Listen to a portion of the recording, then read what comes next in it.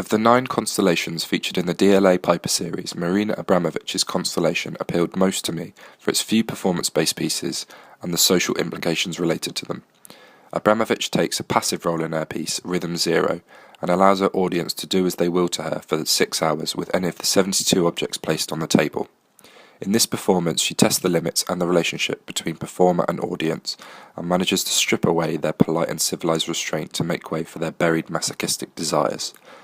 Throughout the course of the 6 hours, audience inhibitions were left by the wayside without her actively doing anything, raising some serious questions regarding people's mentality when given free rein to do as they please to another. Constellations was curated and presented as several groupings of works, with particular trigger pieces which supposedly inspired the other pieces and works in the group or constellation. One thing I didn't like about the exhibition was that I found some of the links to the trigger pieces were at best very tenuous and intangible, sometimes relying on a perceived theme in order to link pieces together.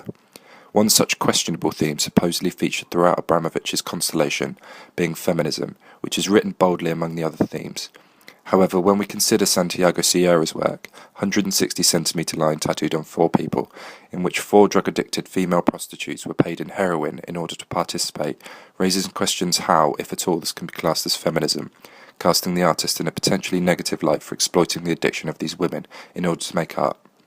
The curator has, however, attempted to counter these contradictions by placing several other more relevant themes into the group, although some of these appear poorly placed alongside others. Feminism coupled alongside such things as exploitation, submission, and commodification of the body causes clear juxtapositions within the groupings. Not only that, in some cases, one might argue that with the pieces being put into groupings such as this, some of the works that have been previously unseen in Liverpool have had attention directed away from them and to the constellations as a whole.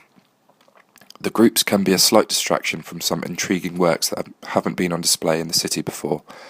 For example, Marina Abramović's performance Rhythm Zero, agrees Linda Pitterwood of the cultural journalism group The Skinny. In conclusion, whilst Constellations generally works well in showcasing some of Tate Liverpool's catalogue in a new way, getting viewers to reflect deeper on the potential connection of pieces and drawing in visitors, some of the links between the pieces is tenuous at best.